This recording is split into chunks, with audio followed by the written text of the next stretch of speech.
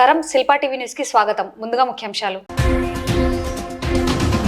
నిజమైన బెస్తలకే చైర్మన్ పదవి కట్టబెట్టాలని బొమ్మన శ్రీధర్ ను బెస్త కార్పొరేషన్ చైర్మన్ పదవి నుండి తొలగించాలని డిమాండ్ చేసిన ఆంధ్రప్రదేశ్ బెస్త సంఘం జేఏసీ నాయకులు గ్రామ పంచాయతీ సెక్రటరీలకు కూడా ఆధ్వర్యంలో అవగాహన.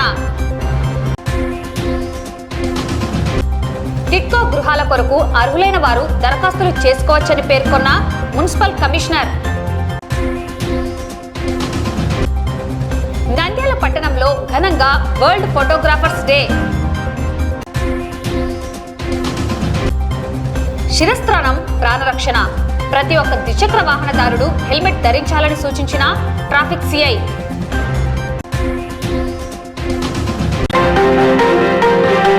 నిజమైన బెస్తలకే బెస్త కార్పొరేషన్ చైర్మన్ పదవి కట్టబెట్టాలని బొమ్మన శ్రీధర్ ను బెస్త కార్పొరేషన్ చైర్మన్ పదవి నుండి తొలగించాలని ఆంధ్రప్రదేశ్ బెస్త సంఘ జేఏసీ నాయకులు డిమాండ్ చేశారు.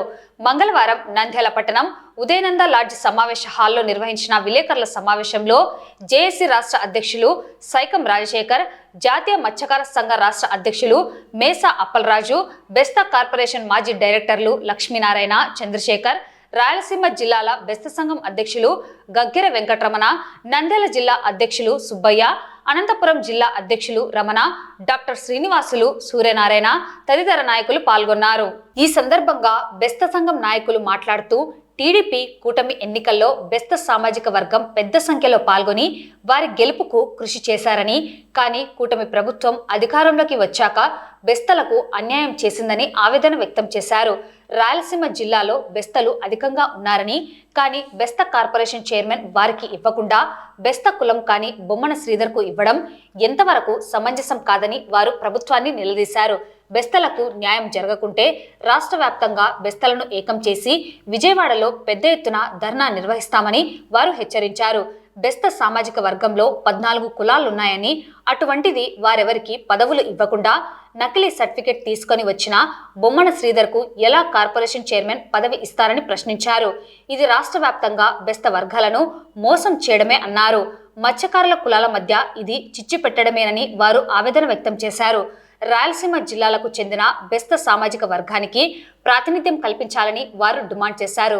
వెంటనే బెస్త కార్పొరేషన్ చైర్మన్ బొమ్మన శ్రీధర్ ను తొలగించి బెస్త సంఘ నాయకులకే ఆ పదవి ఇవ్వాలని, లేకుంటే సంఘం తరపున ఉద్యమిస్తామని పేర్కొన్నారు. ఈ సమావేశంలో వివిధ జిల్లాల నుండి వచ్చిన బెస్త సంఘం ప్రతినిధులు, మత్స్యకార సంఘం ప్రతినిధులు పాల్గొన్నారు. ఈరోజు బెస్త సంఘీయులం ఆత్మీయ సమ్మేళనం నంద్యాలలో నిర్వహించడం చాలా గర్వకారణంగా ఉంది. ఈ సమావేశానికి 4 జిల్లాల నుంచి కూడా ప్రతినిధులు అందరూ హాజరయ్యారు. ముఖ్యమైన విషయం ఏమంటే ఈ యొక్క బెస్త కార్పొరేషన్ కు చైర్మన్ గా వచ్చేసి వాటబల్ క్యాష్ తరఫున భర్త వాళ్ళకి ఇచ్చారు కాబట్టి దానికి నిరసనగా అతన్ని ఈ యొక్క బెస్త కార్పొరేషన్ చైర్మన్ గా అతన్ని ఇవ్వలేదు కాబట్టి మా బెస్త సంఘీయులు అందరూ కూడా అతని నిరసనగా ఈరోజు కార్యక్రమాన్ని పాటిస్తున్నాము. దీనికి నెక్స్ట్ మళ్ళా ప్రోగ్రాము నిరసనగా విజయవాడలో కూడా ఒక బెస్త గర్జన ఏర్పాటు చేసి మా యొక్క బల నిరూపణ చేసుకోవాలని అందరూ పెద్దలందరూ నిశ్చయించారు. దీనికి అందరం సంఘీయులందరూ కూడా 4 జిల్లాల నుంచి సహాయ సహకారాలు అందించి దాన్ని విజయవంతం చేయవలసిందిగా కోరుతున్నాం. ముఖ్యంగా తెలియజేయడం ఏమైనా రాయలసీమ ఇప్పుడు ఉద్దేశంతో మీటింగ్ పెట్టడానికి కారణం ఏమైనా బెస్త కులం వారి కాకుండా బెస్త చైర్మన్ పదవిని కట్టబెట్టినందుకు ఆ ఉద్యమ కొరకు నంద్యాల నుండి స్టార్ట్ చేసినారు జేఏసీ వాళ్ళందరూ కలిసి. పైన నేను జేఏసీలో ఒక నెంబర్గా ఉన్నాను 14 ఉపకులాలలో. దాని కొరకని నంద్యాలలో దీన్ని స్టార్ట్ చేయడం జరిగింది. దాని కొరకు మాకు నంద్యాల నుంచి అందరు స్పందన బాగానే వచ్చినారు. జిల్లాల నుంచి కానీ అన్ని జిల్లాల నుంచి ప్రతి జిల్లాలలో ఇటువంటి మీటింగ్ పెట్టి మాకు రావాల్సిన బెస్త కార్పొరేషన్ ని రద్దు చేయించి బెస్త కార్పొరేషన్ వాళ్ళకే రావాలని, పట్టపు వాళ్ళకి కాకుండా బెస్త కార్పొరేషన్ వాళ్ళకి బెస్త కులం వారికి దక్కాలని మేము కోరుకుంటున్నాము. ఆఫ్కో చైర్మన్ రాయలసీమలో ఎక్కువ ఉన్నారు కాబట్టి కంపల్సరీ మనకు ఆఫ్కో చైర్మన్ రాయలసీమ వాళ్ళ బెస్త వాళ్ళకే ఖచ్చితంగా 100% ఇవ్వాలని ప్రభుత్వాన్ని కోరుతున్నాం. ఈ రోజు కూటమి ప్రభుత్వం ఏర్పడిన తర్వాత రాయలసీమలో ఉన్న బెస్తలు దాదాపు కూడా జైహో టీడీపీ అని చెప్పి పెద్ద ఎత్తున కూటమి ప్రభుత్వానికి విజయం చేకూర్చారు. ఎన్నికల సమయంలో కూటమి ప్రభుత్వం బెస్తలకు మేము న్యాయం చేస్తాము, బెస్తలకు రాజకీయ ప్రాధాన్యత ఇస్తామని చెప్పి నమ్మబలికిన కూటమి ప్రభుత్వం గద్దెనెక్కిన తర్వాత ఒక్క కార్పొరేషన్ కూడా బెస్తలకు ఇవ్వడం చేత కాలేదు. ఈరోజు బెస్త కార్పొరేషన్ చూస్తే రాయలసీమ జిల్లాలో అధికంగా ఉన్న బెస్తలకు ఇచ్చి కార్పొరేషన్ కేటాయించడం అనేది ఆనవాయితీ.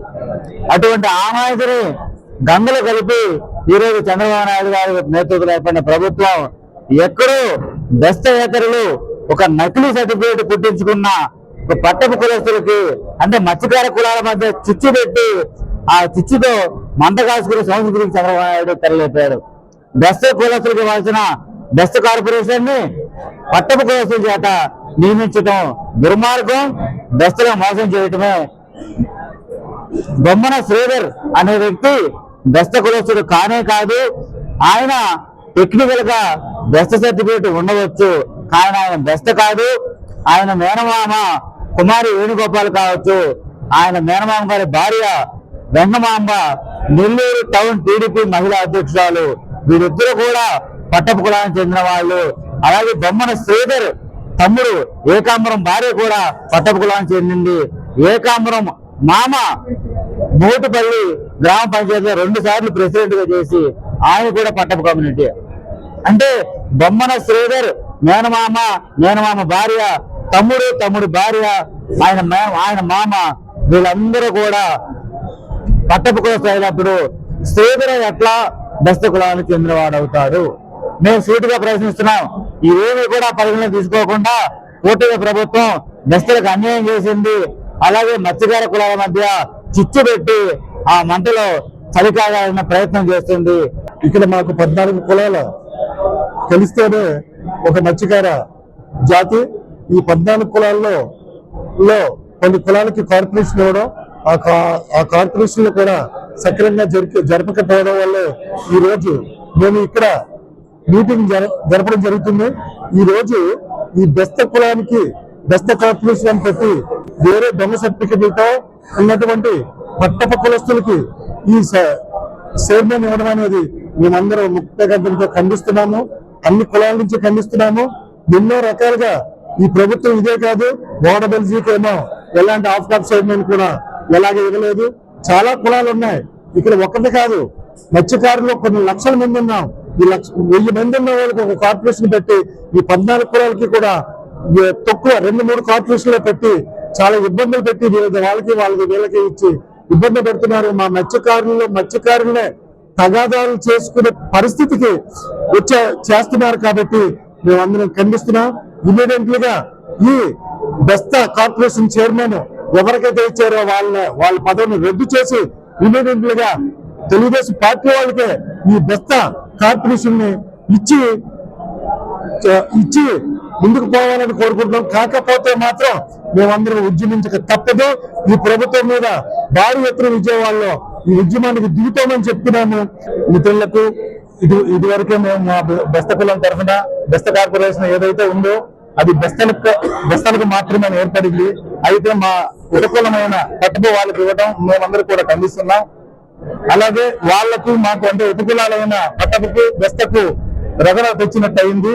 ఏదేమైనప్పటికీ కూటమి ప్రభుత్వానికి రాయలసీమ జిల్లాలో బెస్తలు అనేక విధంగా దాదాపు ఎక్కువ % మిగతా కులాల కంటే కష్టపడి ఆ తెలుగుదేశం కావచ్చు, బీజేపీ కావచ్చు, జనసేన కావచ్చు అందరూ కూడా సహాయపడినా కూడా వాళ్ళు ఈ విధంగా వాళ్ళను బెస్తలను రాజకీయ పరంగా అణగదొక్కడం మేము ఖండిస్తున్నాం. రాబోయే రోజుల్లో ఆఫ్కాప్ కానీ బెస్త కార్పొరేషన్ కానీ మిగతా దేవాలయాల్లో కానీ ప్రముఖ దేవాలయాల్లో చైర్మన్లు కానీ సొసైటీస్లో కానీ ప్రాధాన్యత ఇవ్వకపోతే జరగబోయే ప్రాంతీయ ఎలక్షన్స్ లో తగిన బుద్ధి చెప్తామని తెలియజేస్తూ మా సంఘాలన్నీ కూడా ఒకటవుతున్నాయి. రాష్ట్ర సంఘాలు, జేఏసీలు, రాయలసీమ జిల్లాల్లో సంఘాలన్నీ కూడా బెస్తలందరూ ఒకటై రాబోయే రోజుల్లో ఈ ప్రభుత్వానికి చెడ్డ రోజులు వస్తాయని తెలియజేస్తూ నమస్తే. నంద్యాల జిల్లా సెంటినరీ ఆడిటోరియం హాల్ నందు మంగళవారం కర్నూలు అర్బన్ డెవలప్మెంట్ అథారిటీ వారి ఆధ్వర్యంలో ఉమ్మడి జిల్లాల పరిధిలోని డివిజన్ల వారీగా గ్రామ పంచాయతీ సెక్రటరీలకు అవగాహన కార్యక్రమం నిర్వహించడం జరిగింది. ఈ కార్యక్రమంలో AP layout rules 2017, AP building rules 2017, layout regulation scheme LSR 2020, delegation of powers to ULB, UDA మరియు గ్రామ పంచాయతీ సవరణలపై అవగాహన కల్పించారు. కార్యక్రమంలో కుడా చైర్మన్ మరియు వైస్ చైర్మన్, రీసోర్స్ పర్సన్స్ పాల్గొన్నారు. అన్ఆథరైజ్డ్ లేఅవుట్స్ కి వెళ్ళకూడదు, ప్రజలు మోసపోకూడదు. లేఅవుట్ డెవలపర్ కూడా వస్తాడు, ఎలక్ట్రిసిటీ లేదంటాడు. ఇప్పుడు ఎలక్ట్రిసిటీ లైన్ పోవాలన్నా కొన్ని వేలు కట్టాలి. సో ఇవన్నీ సబ్స్టేషన్లు, ట్రాన్స్ఫార్మర్లు బయట పెట్టేస్తుంటారు రోడ్ల పైన. పబ్లిక్ వచ్చేసి సార్ నా ఇంటి ముందు పెట్టేశాడు, నాకు ఇబ్బంది అయింది. డెవలప్మెంట్ అథారిటీ మరియు నంద్యాల ఎవరైతే ఇక్కడ అనాథరైజ్డ్ లేఅవుట్ వేశారో దాని విధంగా 2 జిల్లాల యొక్క పంచాయతీ సెక్రటరీ వాళ్ళందరినీ పిలిపించి డివిజన్స్ వారీగా మీటింగులు పెట్టి పంచాయతీ సెక్రటరీ బాధ్యతాయుతంగా పనిచేయాలి. ఎక్కడే ఎవరి పరిధిలో వాళ్ళు ఉన్నటువంటి అనాథరైజ్ కన్స్ట్రక్షన్ ఎవరు చేశారో ఇవన్నీ కూడా అరికట్టాలి, ప్రభుత్వానికి ఆదాయం పెంచాలి అనే ఉద్దేశంతో ప్రభుత్వం ఈరోజు జీవో జారీ చేసింది. ఎల్ఆర్ఎస్ స్కీమ్ తేవడం జరిగింది. ఈ ఎల్ఆర్ఎస్ స్కీమ్ 90 రోజులు ఉంటుంది. 30/6/2025 నుంచి 90 రోజులు పనిచేస్తుంది. ఈ 90 రోజుల లోపల మెరిగిన ఎవరైనా సరే అనాథరైజ్డ్ ప్లాట్కు ఉన్నటువంటి యజమానులకు కానీ, రియల్ ఎస్టేట్ వ్యాపారులుగా దందా చేసిన వాళ్ళకు కానీ నేను తెలియజేసేది ఒకటే, ఈ టైంలో మీరు ప్రభుత్వం ఇంత అవకాశం ఇచ్చినా కూడా చేసుకోకపోతే రేపు దీని మీద తీవ్రమైనటువంటి చర్యలు ఉంటాయి. ఎందుకంటే మీరు అనాథరైజ్డ్ బిల్డింగ్లు కట్టారు, ఫ్లాట్లు అమ్ముకున్నారు. ఫ్లాట్లు ఇప్పటికి కూడా ఇంత అవకాశంగా చేసుకోకపోతే మాత్రం అనాథరైజ్ కట్టినటువంటి బిల్డింగులు పలగొడతాం. ఫ్లాట్ల యజమానులు ఎవరైనా తప్పు చేస్తే వాళ్ళ మీద కేసులు పెడతాం. సబ్ రిజిస్టర్ ఆఫీసులో కంప్లైంట్ ఇవ్వడం జరుగుతుంది. అదేవిధంగా కరెంట్ ఇచ్చేదానికి ఆస్కారం ఉండదు, నీళ్లు ఇచ్చేదానికి ఉండదు, బ్యాంకుల్లో లోన్లు ఇచ్చేదానికి ఉండదు. ఇవన్నీ ఇబ్బంది పడతారు. ప్లాట్లు కొన్ని యజమానులు కూడా విజ్ఞప్తి చేస్తున్నారు, ఈ పని తెచ్చుకోవద్దండి. పొరపాటు కొని ఉంటే దానికి గొప్ప అవకాశం ఇవాళ ప్రభుత్వం ఇచ్చింది. ఇప్పుడే వెంటనే మళ్ళా ఎల్ఆర్ఎస్ కింద మీరు దాని కింద రుజువు చెల్లిస్తే మీకు వెంటనే రెగ్యులరైజ్ చేయడం, ఇల్లు కట్టుకొని పెద్ద అవకాశం ఇచ్చినారు ప్రభుత్వం. ఈ అవకాశాన్ని సద్వినియోగం చేసుకోండి. కొంతమంది మేము చూసాము, నాకు తెలిసినంత వరకు నేను చెక్ చేసిన విషయంలో కొంతమంది లేఅవుట్లలో డీసీ ల్యాండ్ ఉన్నాయి, గవర్నమెంట్ స్థలాలు ఉన్నాయి. అదేవిధంగా పంచాయతీకి సంబంధించిన కొన్ని యొక్క చెరువుల దగ్గర ఉన్నటువంటి అవి కూడా కబ్జాలు చేశారు. బంఫర్ జోన్ పక్కన కాలువల పక్కన కూడా దానికి కొన్ని ఇన్ని అడుగులు ఇడిసాలని చెప్పేసి చట్టం ఉంటుంది, అది కూడా కొట్టేసినారు. ఇవన్నీ కూడా మేము గుర్తిస్తాం. ఇప్పుడు ఎల్ఆర్ఎస్ స్కీమ్ కింద ప్రతి ఒక్కరు కూడా మేము రియల్ ఎస్టేట్ అంతా ఎవరెవరు చేసిన వాళ్ళంతా లిస్టు తెప్పించుకొని వాళ్ళు కానీ అమ్మకుండా వాళ్ళు చెప్పకుండా మా ఊరికి మేము రిపోర్ట్స్ తెప్పించుకొని ఎక్కడెక్కడ అనాథరైజ్ ఉన్నాయో ఇవన్నీ క్లుప్తంగా అందరినీ పిలిపిస్తాం. మీరు చేసిన తప్పును ఇంకా సరిదిద్దుకోండి. మీరు తప్పు చేసి మళ్ళీ ఎల్ఆర్ఎస్ కట్టుకోకుండా రెగ్యులరైజ్ చేసుకోకపోతే మీకు తీవ్రమైన చర్యలు ఉంటాయి. కాబట్టి ఆ పని తెచ్చుకోవద్దండి.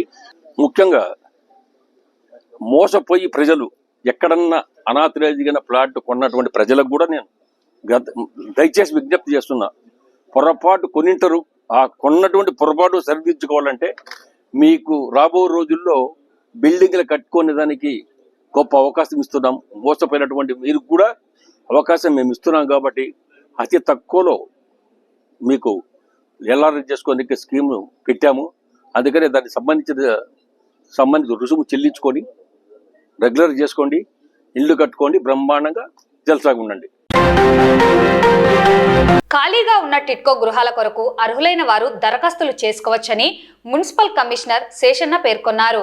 నంద్యాల అర్బన్ పరిధిలో ఉన్న టిట్కో గృహాల్లో 2 కేటగిరీలుగా విభజించడం జరిగిందని, అయితే ఖాళీగా ఉన్న టిట్కో గృహాల కొరకు ఆసక్తి, అర్హత కలిగిన వారు సమీపంలోని సచివాలయాల్లో నిబంధనల మేరకు దరఖాస్తులను సమర్పించవచ్చని తెలిపారు. ఈ అవకాశాన్ని సద్వినియోగం చేసుకోవాలని కోరారు.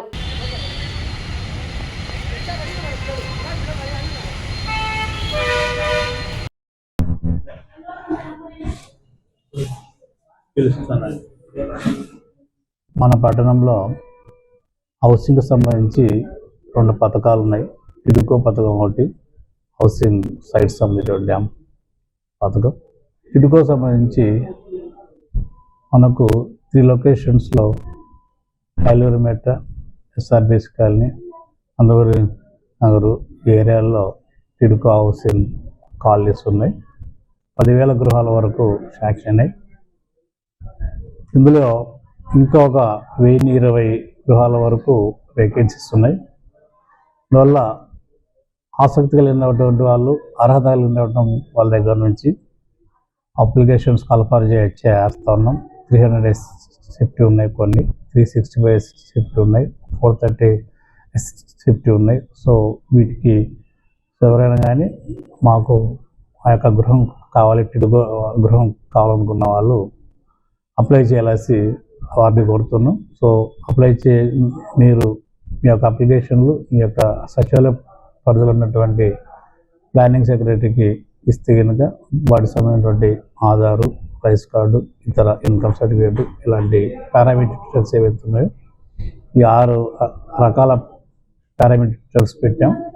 సో అవన్నీ కూడా ఎంక్లోజ్ చేసి సచివాలయాలకి ఇస్తే కనుక ఆ అప్లికేషన్ కూడా క్రోడీకరించి ఆన్లైన్లో అప్లై చేస్తాం. ఎలిజిబిలిటీ ఉంటే సో వారందరికీ కూడా ఒక టిడ్కో ఎలిజిబిలిటీ ప్రకారంగా శాంక్షన్ చేయడం అవుతుంది. కాబట్టి ప్రజలందరూ కూడా గమనించుకొని ఈ విషయంలో అర్హత ఉన్న వాళ్ళు అప్లై చేయాలని కోరుతున్నాం. నంద్యాల పట్టణంలో ఘనంగా వరల్డ్ ఫోటోగ్రాఫర్స్ డేను నంద్యాల ఫోటోగ్రాఫర్స్ అసోసియేషన్ సభ్యులు నిర్వహించారు. లూయిస్ డాగురే చిత్రపటానికి పూలమాలలు సమర్పించి అనంతరం కేక్ కట్ చేశారు. ఫోటోగ్రాఫర్స్ అసోసియేషన్ సభ్యులు ప్రభుత్వానికి సమస్యలను తెలియజేస్తూ పలు అంశాలను వెల్లడించారు. ఈ సందర్భంగా వారు మాట్లాడుతూ నంద్యాల పట్టణంలో వందలాదిగా ఫోటోగ్రాఫర్స్ ఉన్నారని, ప్రభుత్వం నుండి రుణాలను ఇవ్వాలని, ప్రభుత్వ పథకాలను అమలు చేయాలని, ఇళ్ల స్థలాలను మంజూరు చేసి ఆదుకోవాలని వారు ప్రభుత్వాన్ని డిమాండ్ చేశారు. ఫోటోగ్రాఫర్స్ కు ప్రత్యేక కాలనీ ఏర్పాటు చేయాలని, నూతన టెక్నాలజీ అందుబాటులోకి వచ్చిందని, అందుకు అనుగుణంగా పరికరాలను కొనుగోలు చేయాలంటే లక్షలాది రూపాయలు అవసరం అవుతుందని, ప్రభుత్వం రుణాలను మంజూరు చేయాలని వారు కోరారు.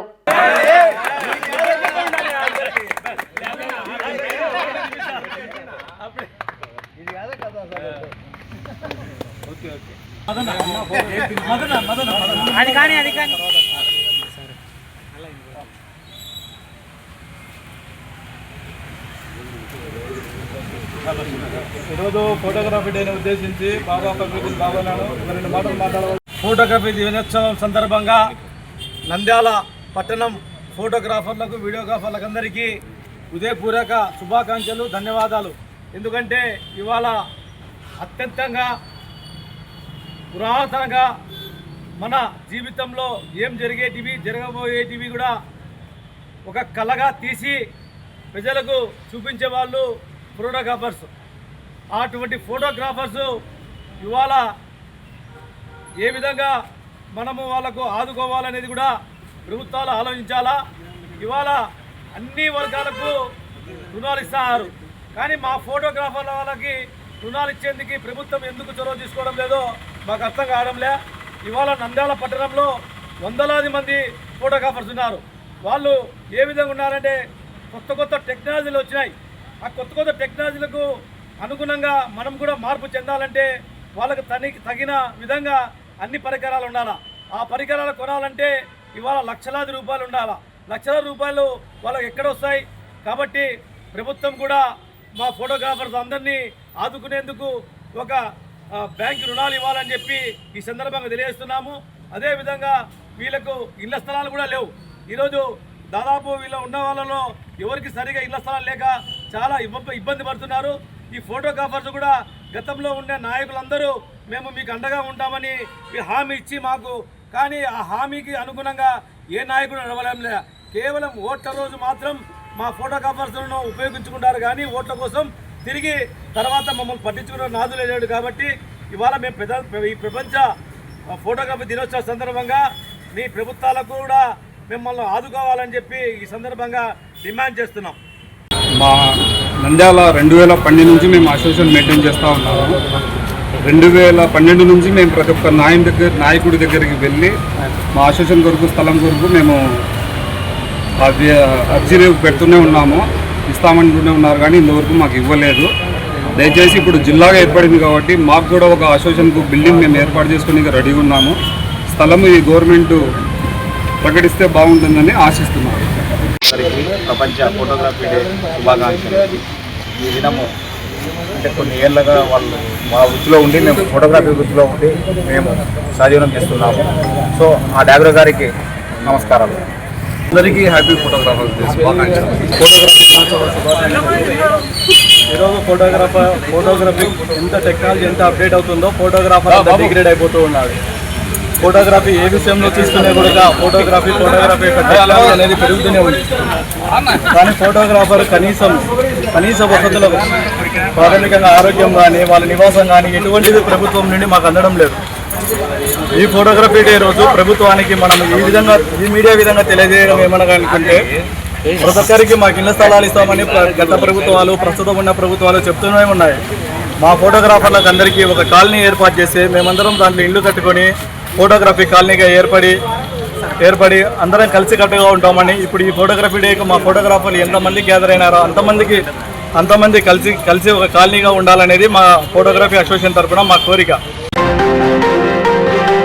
ప్రతి వాహనదారుడు తప్పనిసరిగా హెల్మెట్ ధరించాలని, శిరస్త్రాణం ప్రాణ రక్షణగా ఉంటుందని నంద్యాల ట్రాఫిక్ సిఐ మల్లికార్జున గుప్తా సూచించారు. ఈ మేరకు నంద్యాల పట్టణంలో హెల్మెట్ పై అవగాహన కార్యక్రమం కల్పించారు. నిబంధనల మేరకు హెల్మెట్ ధరించని వారికి జరిమానా విధించడం జరుగుతుందని ఆయన తెలిపారు. ప్రతి వాహనదారుడు ట్రాఫిక్ నిబంధనలు పాటించాలని కోరారు.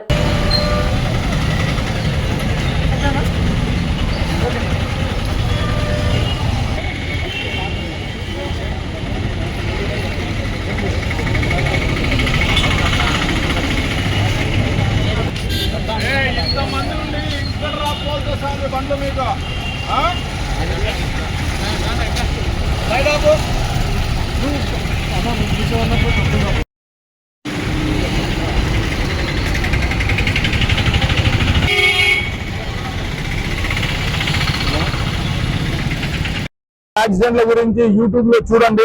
హెల్మెట్లు ఉంటే ఎంతమంది ప్రాణాలు కాపాడుకున్నారనేది తెలుసుకోండి. మీ కుటుంబము మీ బాధ్యత మీ పైన ఆధారపడి ఉంది. మీరు క్షేమంగా పని మీద బయటకు వచ్చినప్పుడు క్షేమంగా ఇంటికి వెళ్ళిపోవాలా. అంతే తప్ప దెబ్బలు తగిలించుకొని మీరు యాక్సిడెంట్లు చేసి మీరు యాక్సిడెంట్లకు గురయ్యి అనవసరంగా హాస్పిటల్స్ లో చేరిపోయి ఇటువంటి ప్రమాదాలకు గురి కాకుండా మీరు హెల్మెట్లు ధరించాలా. నిర్లక్ష్యంగా బండి నడవద్దండి, నిదానంగా పోండి. నంద్యాల టౌన్ లో ఈరోజు ఉన్నతాధికారుల ఆదేశాల మేరకు హెల్మెట్ మీద స్పెషల్ డ్రైవ్ చేయడం జరుగుతూ ఉంది.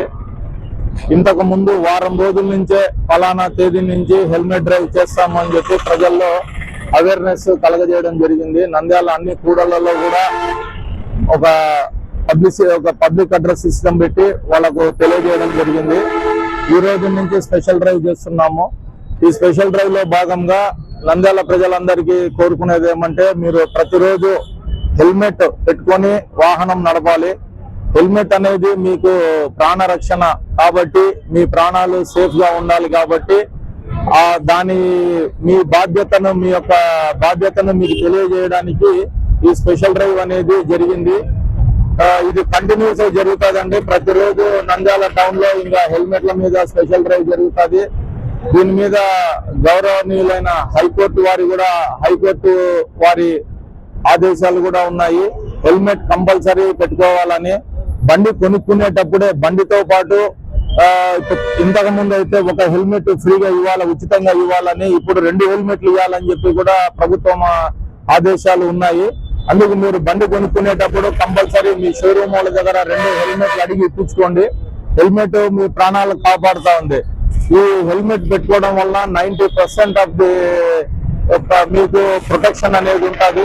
10% అది దైవాధీనం. అది తర్వాత మీ కుటుంబం కూడా మీ మీద ఆధారపడి ఉండదు కాబట్టి మీరు బయటకు వచ్చేటప్పుడు హెల్మెట్ ధరించండి, మీ ప్రాణాలు కాపాడుకోండి. మీ పైన ఒక బాధ్యత ఉంది, మీ కుటుంబం యొక్క బాధ్యత మీ పైన ఉందని గుర్తించి మీరు వాహనాలు నడిపేటప్పుడు జాగ్రత్తగా వాహనాలు నడపండి. ముఖ్యంగా వాహనం నడిపే వ్యక్తికి హెల్మెట్ ఉండాలి. తర్వాత వెనక కూర్చున్న పిలియన్ రైడర్ కూడా హెల్మెట్ ఉండాలి. కాబట్టి మీరు ఖచ్చితంగా ఇద్దరు హెల్మెట్ పెట్టుకొని తిరగాలి. హెల్మెట్ పెట్టుకుంటే వెంట్రుకలు ఊడిపోతాయనో లేకుంటే వేరే అనారోగ్య పరిస్థితులు ఏర్పడతాయనో అనేది భ్రమ. మీకు ఒకవేళ డాక్టర్ గాని హెల్మెట్ పెట్టుకోవద్దని మీకు సజెస్ట్ చేసింటే అట్లా సర్టిఫికేట్ తీసుకోండి. మేము వెరిఫై చేసినప్పుడు మీకు అటువంటి సర్టిఫికేట్ ఏదన్నా ఉంటే మీకు ఎగ్జామ్షన్ ఇస్తాము. అంతే తప్ప కంపల్సరీ హెల్మెట్ పెట్టుకోవాలి. ముఖ్యంగా యువకులు, మీరు ఓవర్ స్పీడ్ చేస్తున్నారు వెహికల్, ప్రమాదం జరిగిన తర్వాత ఒకసారి ప్రమాదానికి లోన్ అయ్యి మీరు మీకు ఏదన్నా ఇబ్బంది కలిగినప్పుడు కానీ గాయాలు కలిగినప్పుడు కానీ ఆ కుటుంబము ఎంత బాధపడుతుంది అనేది మీ తల్లిదండ్రులకు తెలుస్తుంది. అంతే తప్ప స్పీడ్ థ్రిల్స్ బట్ కిల్స్ అని చెప్పి మీకు ఒక క్యాప్షన్ కూడా ఉంది. అదే గుర్తు పెట్టుకోండి. మీ ప్రాణాలు కాపాడుకోండి. అలాగే ఇతరులకు కూడా ఎటువంటి ప్రమాదాలు గురి చేయకుండా మీరు ఇతరులు ప్రజలు కూడా అందరూ క్షేమంగా బయటకు వచ్చి వాళ్ళ కార్యక్రమాలన్నీ చూసుకొని క్షేమంగా ఇంటికి వెళ్ళిపోవాలని చెప్పి అనే ఒక దీనితో నంద్యాల ట్రాఫిక్ పోలీసు బాధ్యతగా ఈ ఉద్యోగం చేయడం జరుగుతోంది. కాబట్టి దయచేసి అందరూ మా సూచనలు పాటించవలసిందిగా కోరుతున్నాము. నంద్యాలకు చెందిన ప్రముఖ చిత్రకారుడు చింతలపల్లె కోటేష్ డ్రాయింగ్ చార్ట్ మీద వాటర్ కలర్స్ పెయింటింగ్ తో ప్రకృతి మాత కన్నెర్రపై చిత్రాన్ని వేశారు. ప్రకృతి మాత కన్నెర్ర చేస్తే ఎలా ఉంటుంది తన కుంచె ద్వారా చూపించారు. తుఫాన్ ప్రభావం వలన ఆంధ్రప్రదేశ్, తెలంగాణ 2 తెలుగు రాష్ట్రాల్లోనూ అతి భారీ వర్షాలు కురుస్తున్నాయి. ఈ వర్షాల వలన ప్రజలు అల్లాడిపోతున్నారు. రైతుల కంటికి కునుకు లేకుండా చేస్తోంది. వాగులు, వంకలు, నదులు, చెరువులు నిండిపోయాయి. పంట పొలాల్లో వర్షపు నీరు నిల్వ ఉండడంతో పంటలు నాశనమవుతున్నాయి. రైతుల బాధ వర్ణనాతీతం. సామాన్య ప్రజలు అల్లాడుతున్నారు. కొన్ని చోట్ల రైళ్లు, బస్సుల రాకపోకలు లేవు. ప్రజలు కూడా అప్రమత్తంగా ఉండాలి. నేను వేసిన ఈ చిత్రంలో ప్రకృతి మాత కన్నెర్ర చేస్తే ఎలా ఉంటుంది, జల ప్రళయంతో ప్రజలు పడుతున్న కష్టాలు, రైతుల ఆవేదన, వర్షపు నీటితో పంటలు దెబ్బతిన్న దృశ్యాలు, ప్రజలు, రైతులు ప్రకృతి మాత ముందు మోకరిల్లి త్రికరణ శుద్ధితో అమ్మ ప్రకృతి మాత శాంతించు తల్లి అని చింతలపల్లె కోటేష్ వేడుకుంటున్నట్లు గీచారు.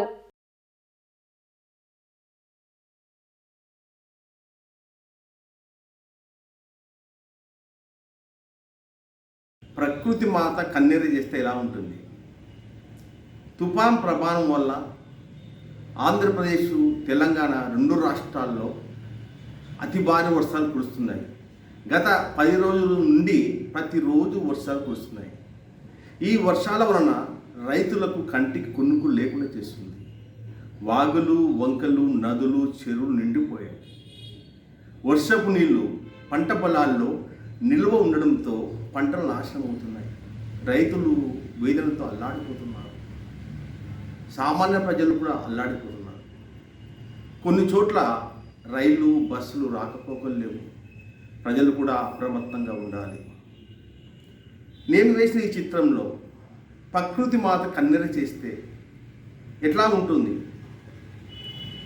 జల ప్రళయంతో వరదలతో ప్రజలు పడుతున్న కష్టాలు ఈ చిత్రం చూపించాను. అలాగే వర్షపు నీటితో పంటలు తిన్నట్లు, తర్వాత కొన్ని వాళ్ళు ప్రకృతి మాతను శాంతించు తల్లి అని ప్రజలు వేడుకున్నట్టు రైతులు కూడా, అంటే ఆమె ముందు ప్రకృతి మాత ముందు మోకరిల్లి త్రికరణ స్థితితో వేడుకున్నట్లు తల్లి మమ్మల్ని కాపాడు అని ఈ చిత్రము ప్రకృతి మాత కన్నెర్ర చేస్తే ఎలా ఉంటుంది కాబట్టి ఈ చిత్రాన్ని తీశాను. వార్తలు ముగించే ముందు ముఖ్యాంశాలు మరోసారి. నిజమైన బెస్తలకే చైర్మన్ పదవి కట్టబెట్టాలని బొమ్మన శ్రీధర్ను బెస్త కార్పొరేషన్ చైర్మన్ పదవి నుండి తొలగించాలని డిమాండ్ చేసిన ఆంధ్రప్రదేశ్ బెస్త సంఘం జేఏసీ నాయకులు. గ్రామ పంచాయతీ సెక్రటరీలకు కూడా ఆధ్వర్యంలో అవగాహన. టిట్కో గృహాల కొరకు అర్హులైన వారు దరఖాస్తులు చేసుకోవచ్చని పేర్కొన్న మున్సిపల్ కమిషనర్.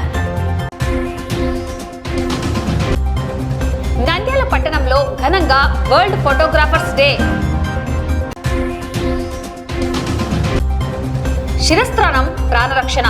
ప్రతి ఒక్క ద్విచక్ర వాహనదారుడు హెల్మెట్ ధరించాలని సూచించిన ట్రాఫిక్ సిఐ. ఈ వార్తలు ఇంతటితో సమాప్తం. నమస్కారం.